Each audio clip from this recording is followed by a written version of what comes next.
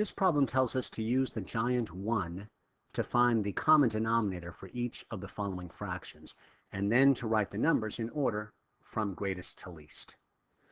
These are really two parts of the same question. If we want to be able to compare the fractions and put them in order from the largest to the smallest, we have to have the same common denominators for each one of the fractions, so that we can see, when they're broken up into the same size pieces, which one has more of a given fraction.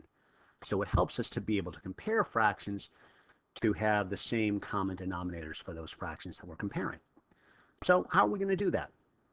Let's begin by taking the denominators for each of these four fractions. We have 5/6, 7/4, 5/8, and 2/3. And let's put those denominators down below.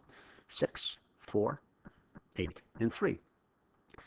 What we're trying to find out is what number are we going to multiply each of these denominators by in order to give us the same common denominator.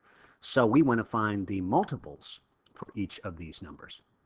So 6 times 1 is 6, times 2 is 12, times 3 is 18, times 4, 24, 30, 36, 42, 48, and 54. Let's just use the first 9 of the multiples for each of these numbers. 9 is not a magic number, but it will give us enough information to be able to compare the different denominators.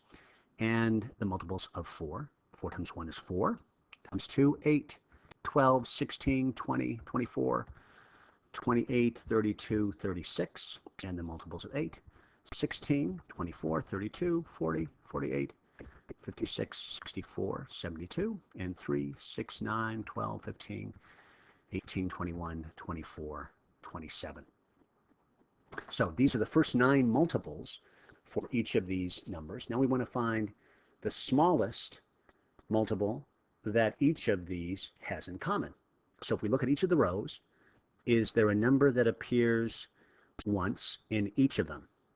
And there is. The number 24 appears in each of these rows. So 24 is the smallest multiple that they have in common. It's the least common multiple. So the LCM, or least common multiple, you may have heard that phrase. So here's how we can use the least common multiple. We need to know that we need to multiply each of these fractions up above by a number that's going to give us 24 as the denominator, because that is the common denominator for each of them. So 5, 6, what are we going to multiply 5, 6 by to give us 24? We can look over here in our list of multiples for 6, and the fourth number over is 24, because 6 times 4 is 24. So we're going to take 5, 6, and we're going to multiply it by 4/4. 4/4 is the same as 1. So that's why it's in that giant 1. All right? In class, we discussed the giant 1. So 6 times 4 is 24. 5 times 4 is 20. That equals 20 24ths. And for 7/4, the number 24 is the 6th in that row.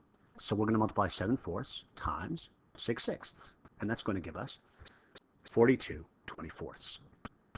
5/8, the third number over in the row of 8, multiples for 8, is 24. So we're going to multiply 5/8 times 3/3, which is the same thing as 1. And that's going to give us 15 24ths. And 2/3 in the row of multiples for 3, the 8th number is 24, because 3 times 8 is 24. So we're going to multiply 2/3 times 8/8, and that's going to give us 16 24ths. Now we have 4 fractions with common denominators of 24 each. And the numerators are different, so we can compare and see how many 24ths we have for each one of the fractions. That can help us to be able to compare and see which ones are greater and which ones are lesser.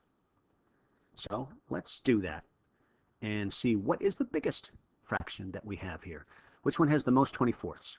That's going to be 7/4, because 7/4 is the same as 42 24ths, and that's the largest by far of any of these fractions up here. Next biggest is going to be 5/6. That's the same as 20 24ths. Not as many as 42 24ths, but still the greatest of the ones remaining. And next on the list is going to be 2/3, which is the same as 16 24ths. And finally, 5/8, which is the same as 15/24. So this is the sequence of steps that you can go through to find which numbers are greater or least when you are comparing fractions that don't have the same denominator. You want to find the multiples that they have in common. The least common multiple is going to give you the smallest size fraction, and then multiply each of those fractions so that you get the same common denominator. And you can find which number you're multiplying by looking at your list of multiples. And the order in which that number appears is going to tell you by what number you need to multiply in order to be able to get you that common denominator. Then you can most easily see what you have in terms of which is the greatest and which is the least. Once you feel comfortable with this problem, go ahead and try the practice problem that is grouped with this on the homework quiz for this week.